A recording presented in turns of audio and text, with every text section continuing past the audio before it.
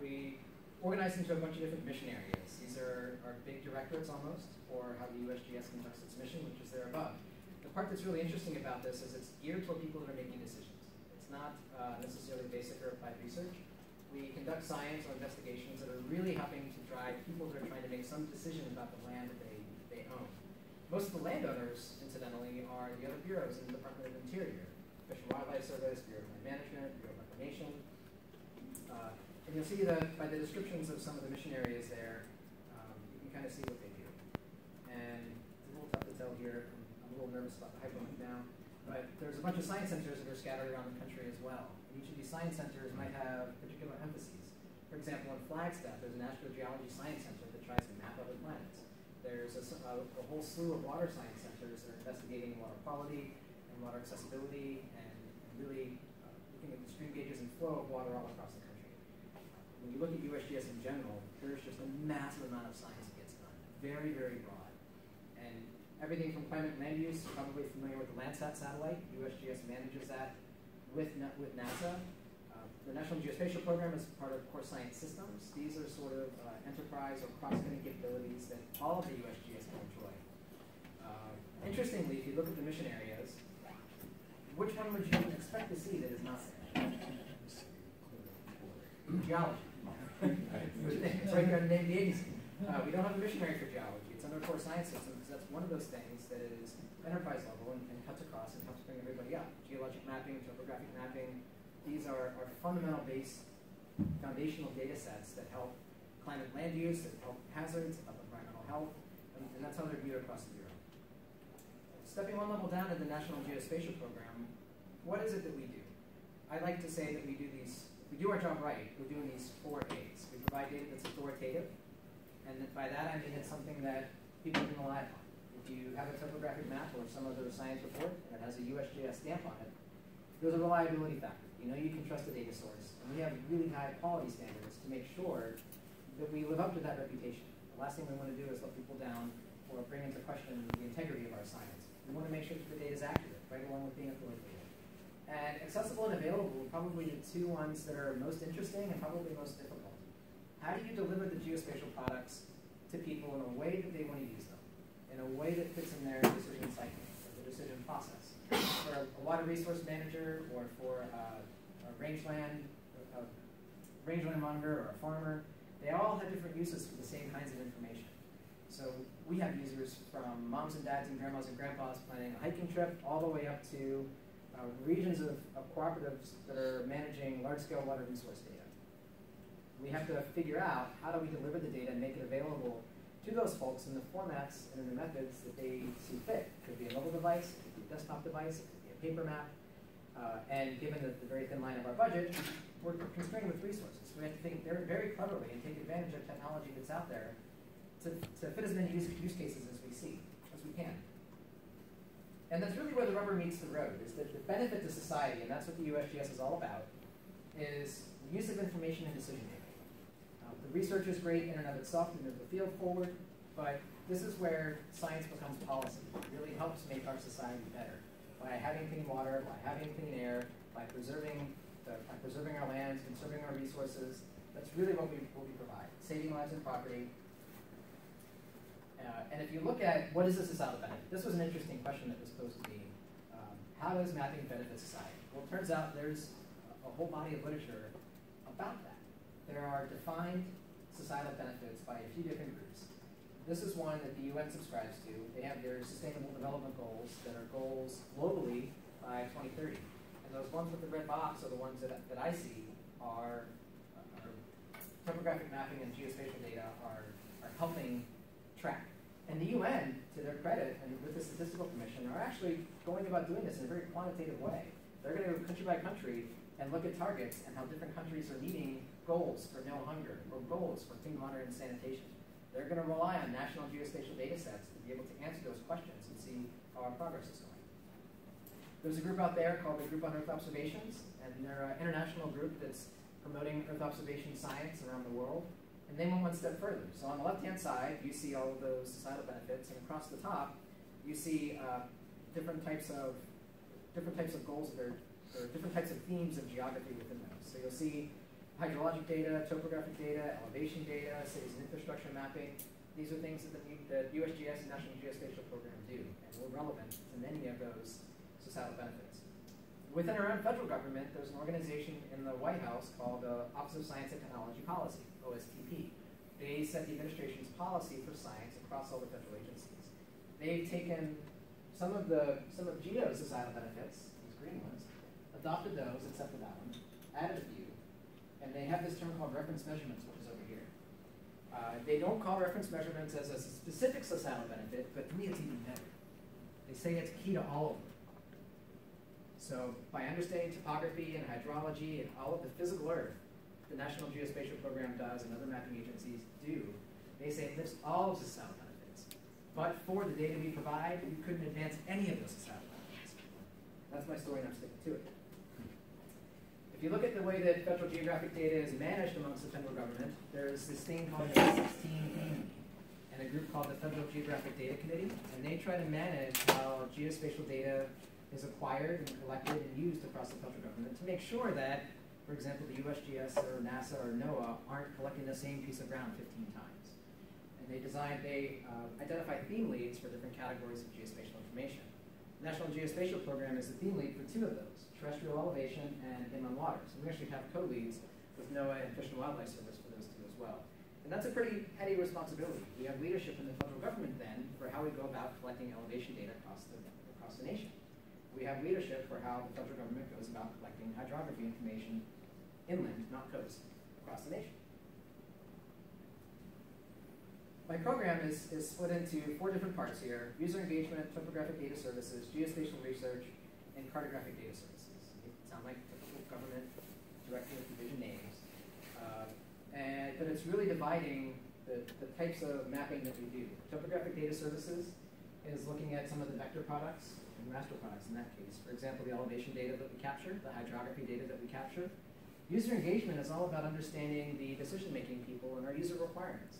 We want to make information and data that's relevant to people.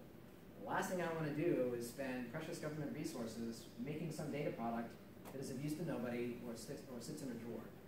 User engagement part of the National Geospatial Program work with the stakeholders and partners across the nation to understand the requirements so we can do our job better.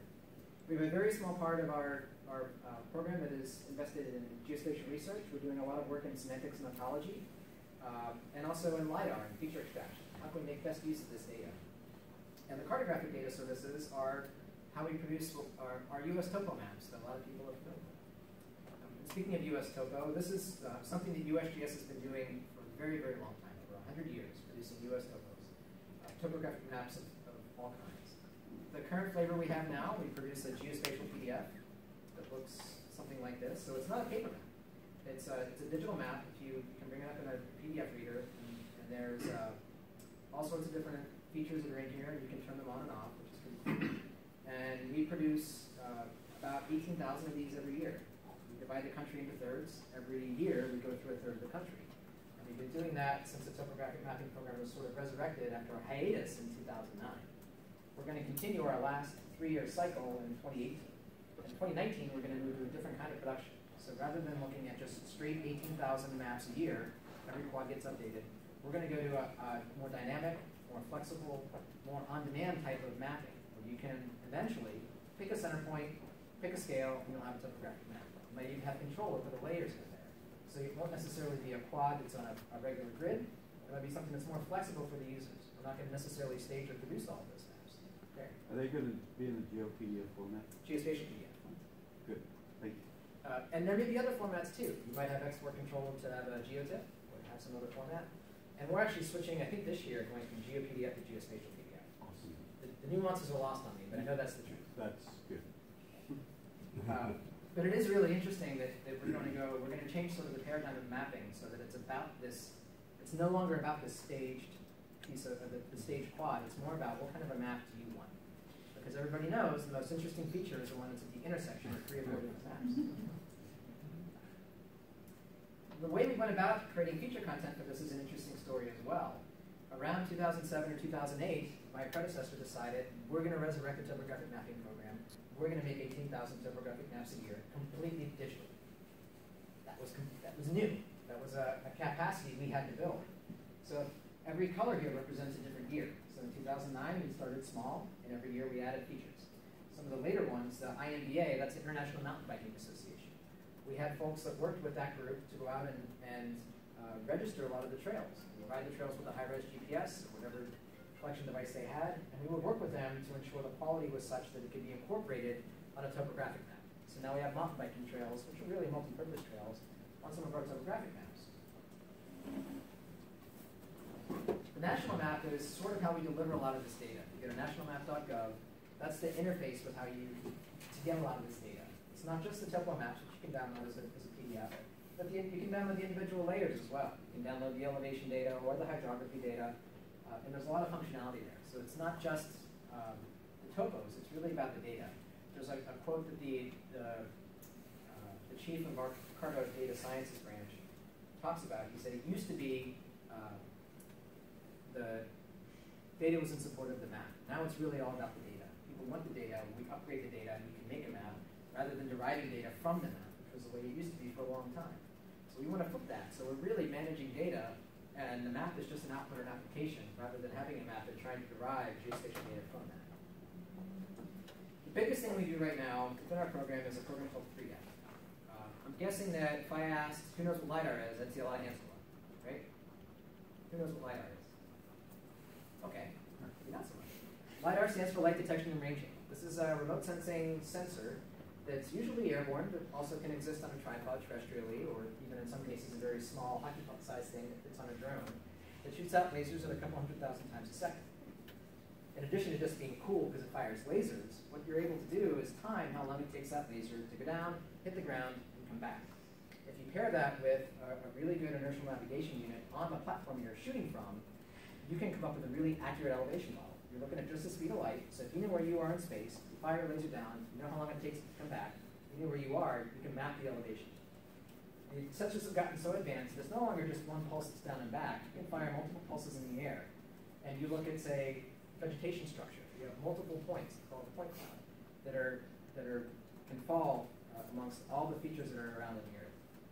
These are a couple of examples. I think that's Golden Gate Bridge. On the lower left there is New York City. I believe that was after 9/11. So you can see the crater that's there in the middle and how accurate that data was. All sorts of applications. And these things are multiplying all the time. Flood risk management is a big one. We partner heavily with FEMA. FEMA's the Federal Emergency Management Association agency. They're responsible for creating flood risk maps nationwide. What better predictor of flood is there than elevation? Water flows downhill. They rely on our products heavily to be able to make sure that they can accurately predict who's in or out of a flood zone and to update those maps. Precision forestry, I mentioned about the vegetation structure. You can figure out how much biomass is under a particular forest. Really key for a lot of different reasons, whether it's production agriculture for paper companies, or whether it's carbon sequestration and trying to figure out how much biomass is there to suck in carbon from the atmosphere. Our geologists love LiDAR data. We'll get into that a little bit later. So this is going back to LiDAR and what it is. Usually flown by plane. We work with a lot of private industry vendors that have been doing this for a very long time. And they know the specification that we ask of them, and they're able to go out and do this on a relatively quick basis. Saw that picture already. This is what we're going from and to nationally. On the left is what we call the National Elevation Data Set. That's a 10-meter raster elevation product. That's been out there for some time. I think it was actually derived from the shuttle radar topography mission, which is in the late 90s or the 2000s. We're moving to 1 meter. So when we have nationwide LiDAR collected, and it's going to take a while and a lot of money, we're going to end up with elevation models on the right nationwide. And we're going to have the McDonald's experience. So if you have LiDAR data on the East Coast, it's going to be the same as LiDAR data on the West Coast. And other really good examples. You can't see the braided stream in the 10-meter elevation product on the left. You can sure see it on the right. You can even see some structure features that are over here. So there's a lot that this kind of data, it's just purely elevation. This is a hill-shaped representation. Reveals a lot of features you wouldn't otherwise see. This is really valuable to a lot of different people. Park Service is a great example. What are their business uses for LiDAR? It's Park Service, right? People go look at the Grand Canyon and they come back out. Well, it's a lot more than that. They model vegetation to see how different vegetation ecosystems or communities are progressing or retreating across the landscape. Looking at stream locations and flow patterns and erosion. looking at floodplains, wetlands, simulating storm surge. Tsunamis and climate change scenarios are another one, really, really important. We talked about vegetation height and cover. That's really important for fire as well, figuring out how much fuel load there might be. That can be estimated when you have LiDAR data. One of the really cool things is that there's different types of elevation models that can be produced. Two major ones we call are a terrain model and a surface model, digital terrain model and a digital surface model. The terrain model is just a straight bare earth. So if you took a big bulldozer and bulldozed everything off of the earth, what would you see? Surface model is keeping all those things there. Trees, buildings, vegetation, transportation, corridors, all of those things are still kept in a surface model. If you subtract it to it, then you get things like fuel load, you get things like biomass. So when we go collect our LiDAR, we ask the vendors produce both of those products. It's really important. This is a case for fire disturbance, where there was LiDAR shown pre-fire and post-fire. You can actually count the trees and calculate the biomass that was lost during a fire. There were some people that did a really interesting study that looked at the carbon emissions post-fire based on LiDAR. We took some models for the amount of organic matter that was lost from a peatland during a fire and converted that to carbon dioxide emissions. And it was, I didn't know you could do that with LiDAR. It was pretty neat. Vegetation and forest structure, you can get total tree volume, tree stem density, all sorts of applications in archaeology and infrastructure management. I saw a really interesting presentation by a professor at Colorado State that was using LiDAR to discover ruins of civilizations in Central America. And it was fantastic. And he said it saved him like 10 years worth of field work with his students. It's revolutionizing fields like that. Another really beautiful picture, and in this case, it's centimeters matter. I mentioned up in North Dakota State. Fargo is about as flat as this table. So when you're looking at elevation, centimeters matter when you're looking at water flow in an area like this. This happens to be the Red River. We might have a picture from Glacier Peak, maybe not. Glacier Peak is a dormant volcano. I think it's dormant in the northwest. Our volcano hazards program is really interested in flying high-resolution LiDAR there to help them for a variety of different reasons. One is lahar modeling. Lahars are the mudslides that flow down a volcano after an eruption, devastating the communities that are nearby. If you have LiDAR ahead of time, you can do modeling to figure out where lahars occur in the past, where will they occur, and model how that might impact communities. In addition, that allowed the volcanologist to figure out where should I place my seismic sensors. It's a very heavily vegetated area, a lot of wilderness, not a lot of cell phone signal, can't use Google Maps.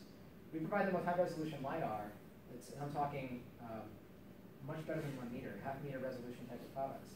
They can look at the elevation surface and figure out where's the right place to put a sensor, and it's geo-registered so they can route there, and they can have a much better idea about how to get to what they want with that sensor. We talked a lot about construction and management already.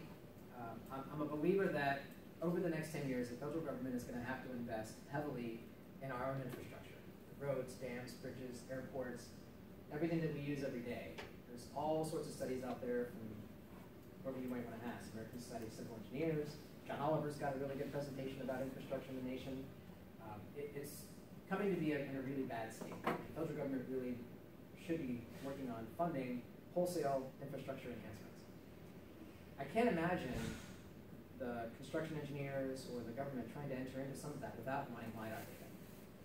It'll help do the job better, cheaper, and faster by doing site assessments, by allowing people to digitally model where some of those features might go, rather than having to go out and do it from paper or pencil. And the cool thing is, if you do this right, if you work and educate the people that are collecting this data, it can all fit into this national collection effort. You collect data the same way, the same specification, the same vertical accuracy.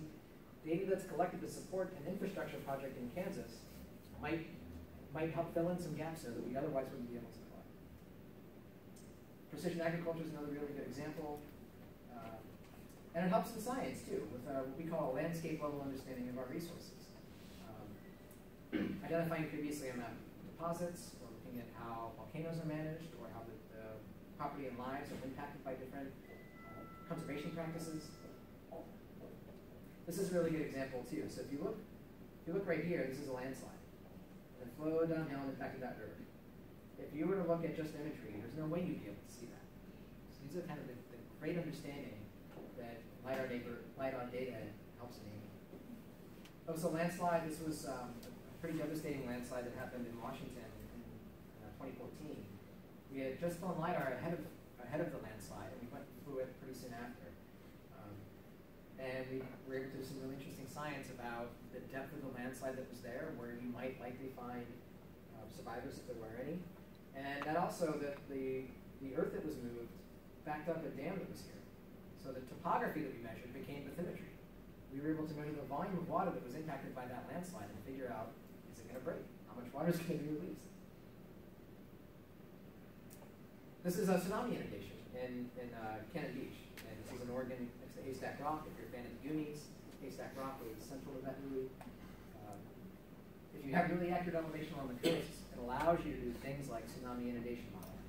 If you were to have some kind of tsunami, how far in is that water going to go? And that's really key for preparedness. I talked about the hazards in detecting faults. The geologists really like it because sometimes they're not able to see what's underneath their feet.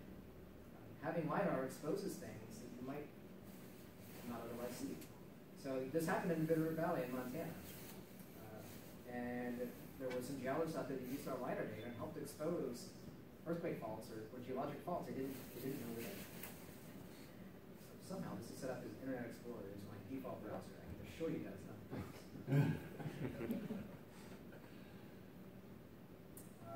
Renewable energy and predicting where you might have different solar loading for roofs, climate resiliency.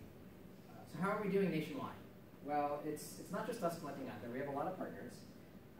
We do have a leadership role with coordinating a lot of the federal partners, but we don't necessarily control all the contracts.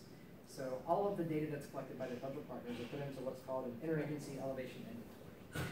And this is a little outdated. As of the end of fiscal year 2015, which was this time last year, we were about 14% complete across the country, and that's the light green and the dark green together. That means that it met the 3-depth quality, which is 2 points per square meter, which is what you would need for a 1 meter elevation model. And I believe we're closer to about 18 or 19% after 2016. We did a really comprehensive study a number of years ago called the National Enhanced Elevation Assessment that looked at the value of enhanced elevation to the country. It was really interesting because how do you quantify something like that? How valuable is LiDAR data across the country? So we worked with some folks that went out and surveyed everybody you could think of to see, for your state government, for your local government, for your federal agency, how valuable, or what do you use LiDAR for, and can you put a number on that? It turns out you can. And we divided the country actually into 1 degree by 1 degree cells and figured out for each 1 degree by 1 degree cell, what is the major business activity there, and what is the return on investment, and what is the potential benefit.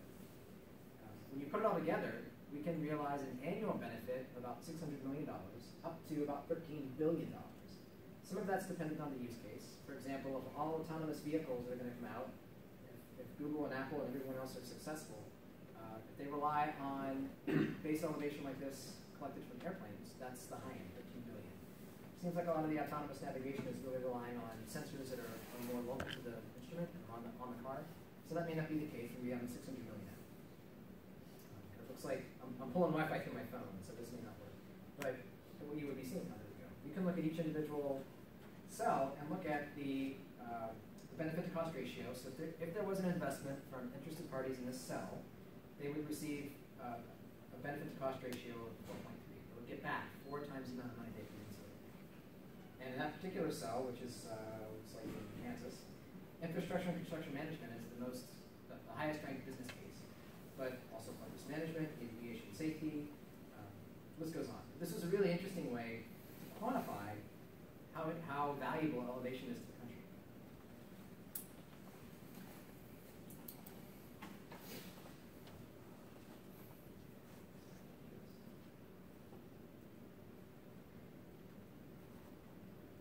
Talk a lot about elevation. We're moving to more of a systematic approach, which means that we can look at a more regularized collection pattern. Right now, we're trying to just go collect money from either state or federal partners that have funding that they're able to contribute. We want to move to something that's more systematic, where we can project where we're going to be going in 2017 or 2018 or 2019 to help those federal and state partners plan and meet us halfway. Switching gears now to hydrography. The National Geospatial Program also manages the National Hydrography Data Set. This is the surface water across the nation, rivers and creeks and reservoirs, all the blue lines that you see on the map, as well as the watershed boundary data set. So in addition to the stream, what's the catchment for that stream? Where does that watershed boundary reside? That's really, really important for a lot of watershed modeling, a lot of water resource modeling across the country. What I really like about this project is it does what every good map should do. It provides a common reference framework. By that I mean, if the EPA or NOAA or NASA are collecting water data, they can hang that data on our network. They can reference it through a linear referencing system to a very precise part of the stream. It's really, really valuable when you look at the interoperability and the integration of data from different federal agencies to have a common framework to be able to attach your data to. It's like the latitude and longitude for rivers.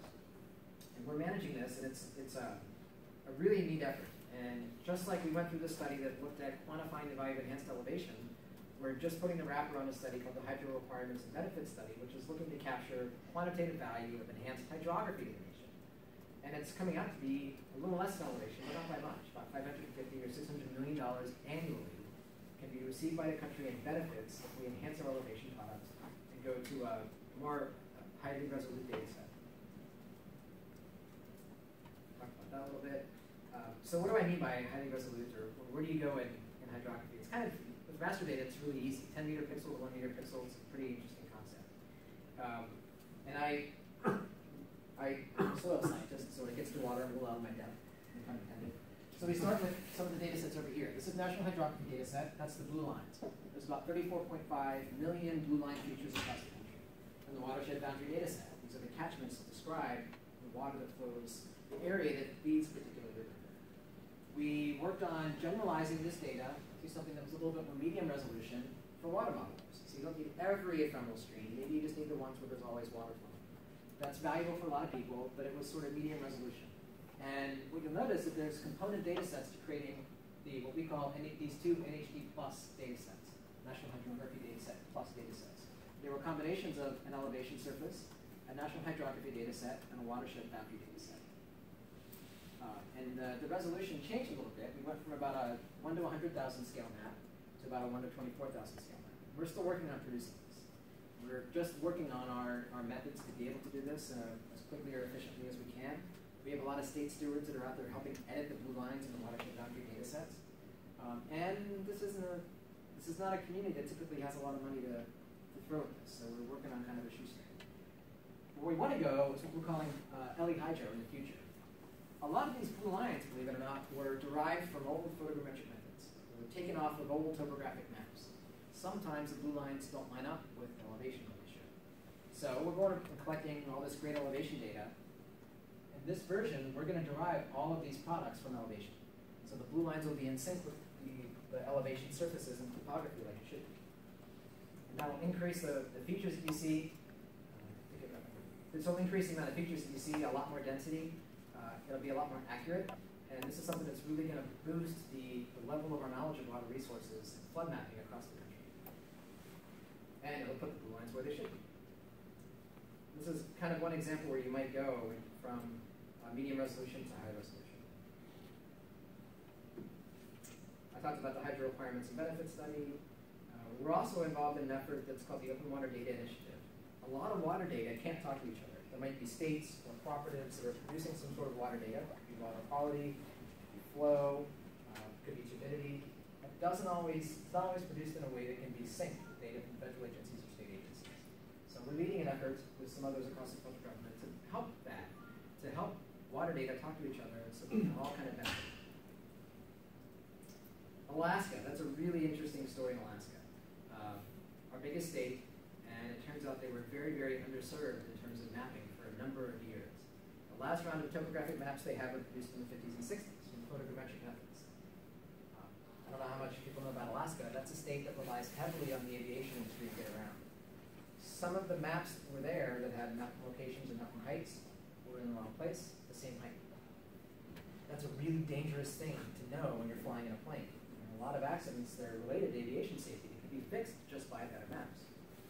Another thing is that Alaska is really difficult to map. It's the largest area of any state, 10 UTM zones, longest distances for mobilization of aircraft. A state like Rhode Island, you can collect in a day. You have an aircraft that's centrally located in Boston or New York or wherever, it's easily reachable. These are not places where people typically stage aircraft. You have to go a long way to get there. Mobilization costs money. Really tall peaks, really snowy mountains, shorelines, not a lot of roads, so if you have to do ground collection or ground validation, it's not as easy as hopping off the interstate, putting in a ground control. You might have to take a helicopter to go put a ground control plan in. There's a lot of impact on climate and sea level changes, which really underscores the reason why these maps are needed. A lot of post-glacial rebound, which means that the elevations and gravity are changing. Doesn't have a lot of geodetic and geospatial infrastructure. Not my area of expertise, but if I understand it right, there's no datum for the coastal data, so you can't really do tsunami inundation in Alaska because you don't have a datum to put the water level at. It's different than what you would see on the land. And the maps that are there in the elevation data set, they're not to our national map accuracy standards. We wanted to fix that, so a few years ago,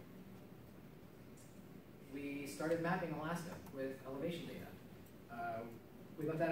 We created an Alaska Mapping Executive Committee, which is composed of federal and state executives that are really interested in this. And they looked at how you would collect elevation in Alaska. Turns out LiDAR is probably not the best tool. There's a lot of cloud cover in Alaska, and LiDAR is composed of light. Light doesn't go through clouds. So we use an instrument called IPSAR, Interferometric Synthetic Aperture Radar, that's able to penetrate clouds. The resolution's a little less. It produces a 5-meter product as opposed to a 1-meter product, but you're able to cover more ground. We divided this data up into these cells, and we went about collecting. And in just a few short years, we're about 77% complete with the state.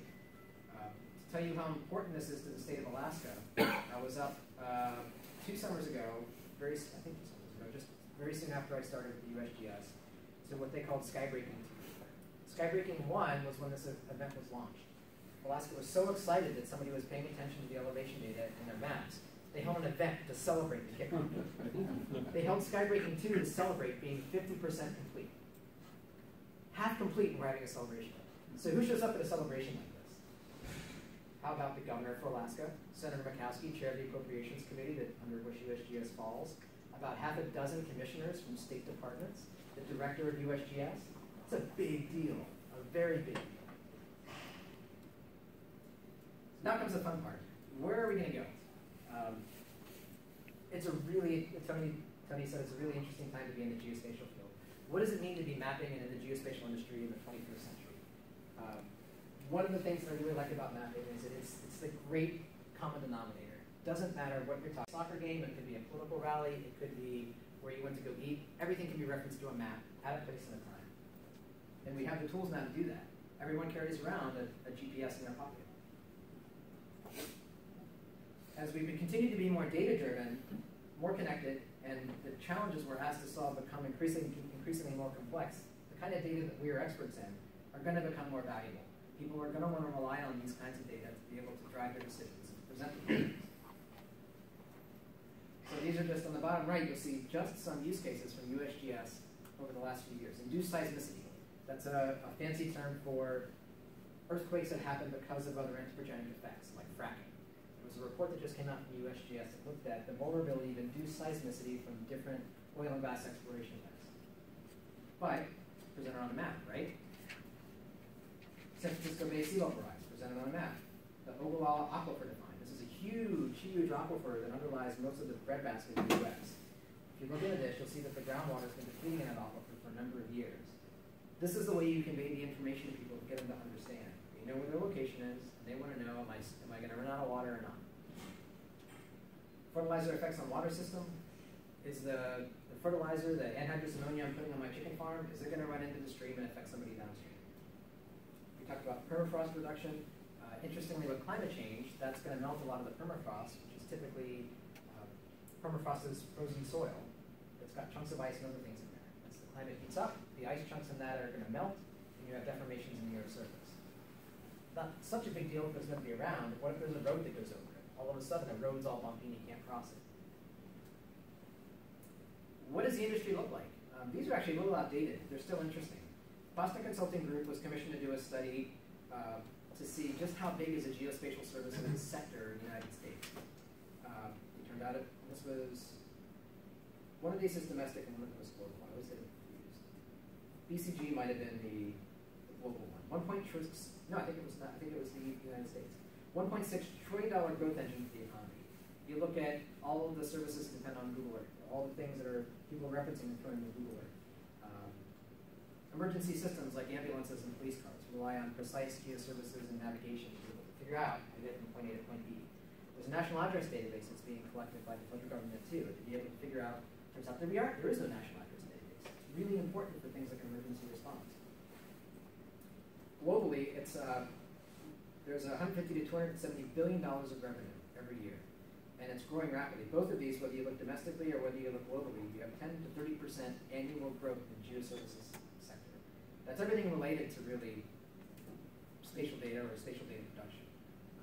And collecting imagery or collecting remote sensing data with science behind it. It's a big industry, but it's becoming really powerful.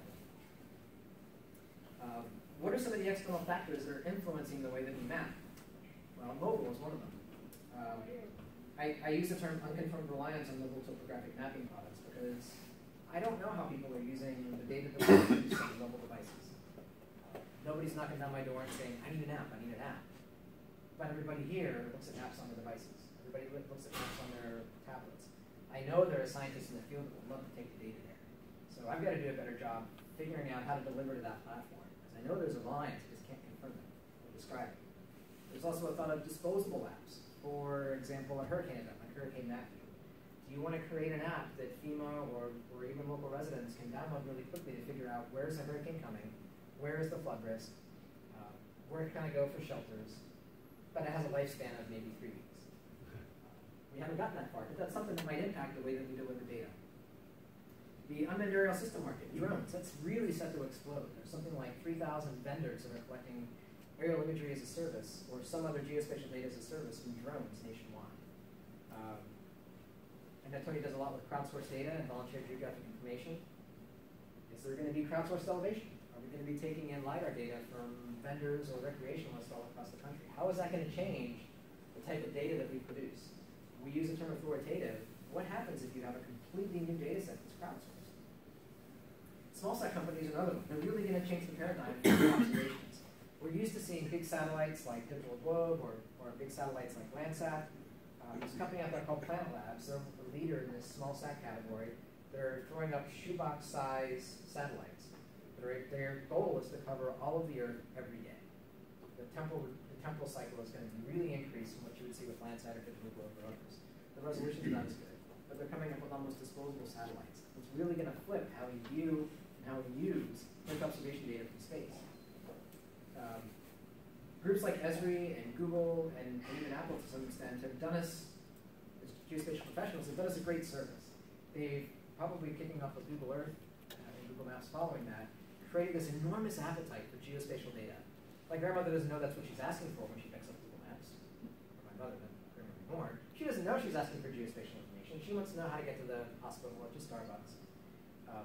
But people are used to seeing map data presented to them. And they want it fast, and they want it sexy, and they want it attractive. That's a really high bar to live up to. But that's the world that we live in. It's a really nice challenge. If you talk to Esri, they have a concept where they're going to, that's web GIS as opposed to desktop GIS. Well, a lot of us are probably familiar with ArcMap. Esri is going to a lot of web services online. So it's not just the services that are online, it's the data and analysis and the hosting. So you have a web GIS environment rather than just disconnected users at the desktop.